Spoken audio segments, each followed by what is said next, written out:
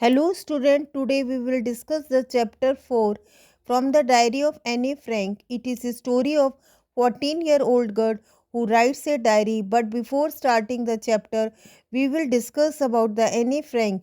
Annelies Maries Anne Frank जो 12 जून 1929 को born हुई थी और जो फरवरी या मार्च 1945 को उसकी डेथ हो गई थी। वे जर्मन बॉर्न जूइश गर्ल थी जो अपनी डायरी लिखती है जब मैं एम्स्टर्डम में अपनी फैमिली और 4 फ्रेंड के साथ रह रही थी। उसकी फैमिली एम्स्टर्डम में मूव कर गई थी जब नाजीज़ ने जर्मनी के ऊपर अपनी पावर बना ली थी, पर वहाँ भी वो फंस गए थे क्योंकि वहाँ भी नाजीज़ ने नीदरलैंड की तरफ एक्सटेंड कर लिया था। जूइश पॉपुलेशन की तरफ अत्याचार बढ़ रहा था, इसलिए एनी की फैमिली उसके फादर ऑटो फ्रैंक के ऑफिस में छुप गए थे।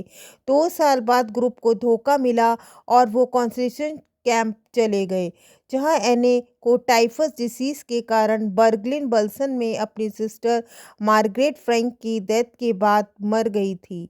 उसके फादर ऑटो, जो केवल वो ही सर्वाइवर थे, एम्स्टर्डम लौटे थे। वॉर एंड के बाद उन्होंने वहाँ डायरी देखी और उसे इंग्लिश में पब्लिश करवाया, the diary of a young girl के नाम पर। ये डायरी एने को उसकी 13 बर्थडे पर मिली थी और उस डायरी में 12 जून 1942 से लेकर 1 अगस्त 1944 तक वहाँ की घटनाओं का विवरण है। बाद में ये डच लैंग्वेज से बहुत लैंग्वेज में ट्रांसलेट हुई और सबसे ज़्यादा पढ़ी जाने वाली वर्ल्ड की बुक बनी। इस डायरी के बेस पर सेवरल फिल्म्स, टेलीविज़न सीरियल्स और थिएट्रिकल प्रोडक्शन बने और यहाँ तक कि ओपेरा भी बना, मतलब म्यूज़िकल प्रोग्राम। यह डायरी एक मैच्योर माइंड के काम को डिस्क्राइब करती है। ये डायरी हमें वहाँ के लोगों की डेली लाइफ जो नाजी ऑक्यूपेशन के अंडर काम करती है बताती है। एनी फ्रैंक होलोकॉस्ट विक्टिम, मतलब जो लोग नाजी आक्रमण के दौरान मरे थे, की मोस्ट फेमस डिस्कस की जाने वाली डायरी बनी। एक डायरी लिखना बहुत स्ट्रेंज एक्सपीरियंस था एनी के लिए, क्योंकि उसने पहले कभी डायरी नहीं लिखी थी और वे सोच रही थी कि 13 ईयर ओल्ड गर्ल की डायरी कौन पढ़ेगा। पर मैंने फिर भी डायरी लिखने का निर्णय लिया क्योंकि मेरा मन हल्का होना चाहता था, जो मैं डायरी के द्वारा ही हल्का कर सकती थी। पेपर में पीपल से ज़्यादा पेशेंस होता है, मैंने ये बात सोचकर बोली जब मैंने उन दिनों को याद किया जब मैं बहुत ही डिप्रेस थी और घर में बैठी बोर हो रही थी और सोच रही थी कि अंदर रहूं या बाहर। फाइनली मैंने स्टे किया और मैं परेशान थी। मैंने पाया कि पेपर में ज़्यादा पेशेंस होता है।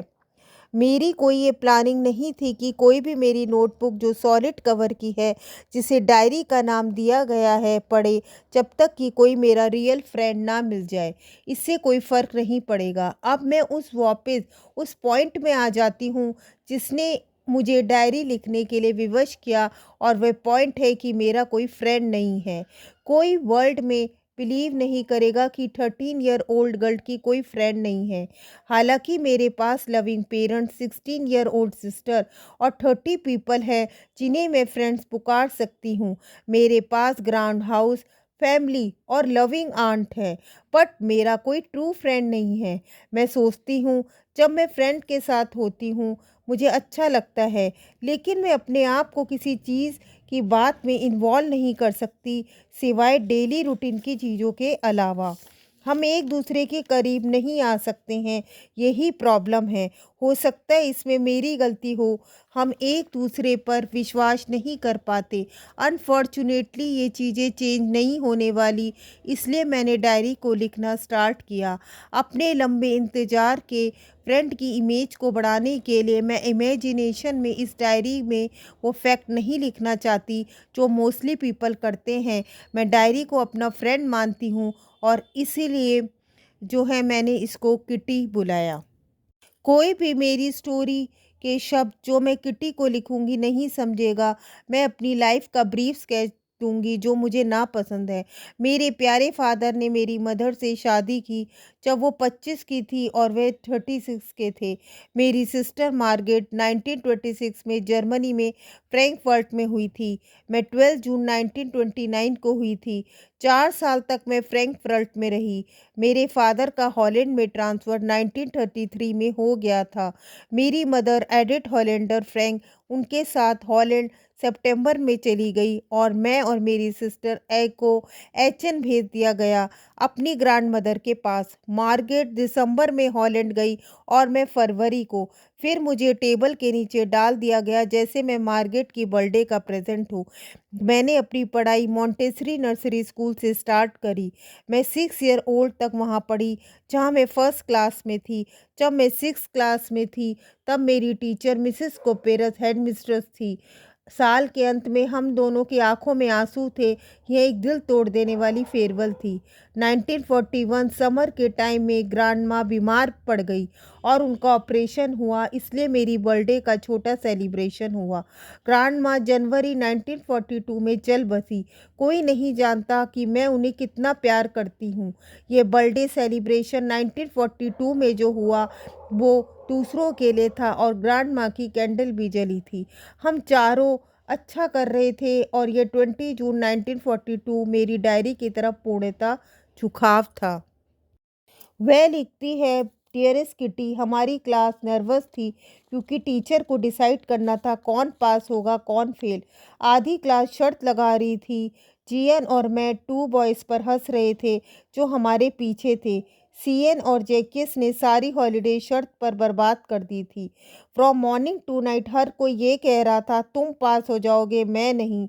इवन जीएन और मैं उन्हें शांत नहीं कर पा रहे थे। मैं जानती थी कि क्लास में बहुत सारे डमीज़ हैं, पर टीचर अनप्रेडिक्टेबल क्रिएचर होते हैं, मतलब कुछ अनुमान नहीं लगाया जा सकता। मैं अपनी फ्रेंड्स और अपने बारे में निश्चित थी कि हम पास हो जाएंगे, पर मैथ्स में मैं श्योर नहीं थी। एनीवे हम सब वेट ही कर सकते थे जब तक हम एक दूसरे को समझा रहे थे और अपना कंट्रोल बनाए हुए थे। मेरी सब टीचर के साथ बनती थी। क्लास में 9 टीचर्स थे, 7 मैन थे और 2 वुमेन। मेरी mister Keesing an old fashion person जो हमें मैथ्स पढ़ाते थे के साथ नहीं बनती थी। वह मुझसे एनोए रहते थे क्योंकि मैं बहुत टॉकेटिव थी। काफ़ी वार्निंग देने के बाद उन्होंने मुझे एक ऐसे लिखने को दिया, ए चैटर बॉक्स। ए चैटर बॉक्स, इसमें क्या लिख सकते हैं? मैं चिंतित हो गई। मैंने नोटबुक में टाइटल लिखा, बैग में रखा और चुप रहने की कोशिश करी। उसी शाम मैंने अपना सारा होमवर्क किया और अब मेरी नज़र उसी टॉपिक पर थी और मैं उसी के बारे में सोच रही थी। साथ में मैं फाउंटेन पेन का टिप भी चबा रही थी। हर कोई इस एस्से को बड़ा लिख सकता था, पर नेसेसिटी ऑफ टॉकिंग को प्रूव करना था। मैंने सोचा और लगभग 3 पेजेस लिखे। मैंने लिखा, बातें करना स्टूडेंट की फितरत होती है और मैंने कोशिश करी इसको रोकने की, पर मैं अपने आप को नहीं बचा पाई क्योंकि मेरी मदर टॉकेटिव थी और जो तुम्हें ट्रेड्स पेरेंट्स से मिले होते हैं उससे तुम बच नहीं सकते। मिस्टर किसिंग को मेरे आर्ग्यूमेंट पढ़कर हंसी आई और मैंने अपनी बातचीत बढ़ाई नेक्स्ट लेसन के थ्रू, और उन्होंने मुझे सेकेंड ऐसे दिया, एन इनकॉरिजिबल चटरबग, मतलब वो चीज़ जो करेक्ट नहीं की जा सकती। मैंने इसको भी दे दिया और मिस्टर किसिंग ने 2 लेसन तक कोई कंप्लेंट नहीं की, पर थर्ड लेसन में मिस्टर किसिंग ने एने को पनिशमेंट दी और quack quack quack sad mister chatterbox पर ऐसे लिखने को दिया। सब इसी टॉपिक पर हंसे, मैं भी हंसी। अब मैं चैटरबॉक्स के टॉपिक पर थक चुकी थी। अब समय था कोई ओरिजिनल करने का। मेरी फ्रेंड से ने जो पोइट्री में अच्छी थी उसने मेरी हेल्प करी और उसने पूरी लय में बिगनिंग से एंड तक वो टॉपिक लिखा। मैं खुशी से उछल उठी। मिस्टर किसिंग मुझ पर जोक करने की कोशिश कर रहे थे, पर मैंने उन पर जोक बना दिया। मैंने अपनी पोयम फिनिश करी और यह ब्यूटीफुल थी। यह एक मास्टर डक थी और फादर स्वान जो 3 बेबी डकलिंग को इतना पीटते हैं जिससे वो मर जाते हैं क्योंकि ये बहुत बातें करते थे। लकीली मिस्टर किसिंग ने जोक को सही पकड़ा। क्लास में वह पोयम पढ़ी, अपने कमेंट्स को भी ऐड किया और सेवरल अदर क्लासेस को भी। तब से मुझे क्लासेस में बात करने की अनुमति दे दी गई और कोई एक्स्ट्रा होमवर्क भी नहीं दिया गया। इसके विपरीत मिस्टर किसिंग हमेशा इन दिनों हमेशा मजाक करते थे और लास्ट में एने ने लिखा, तुम्हारी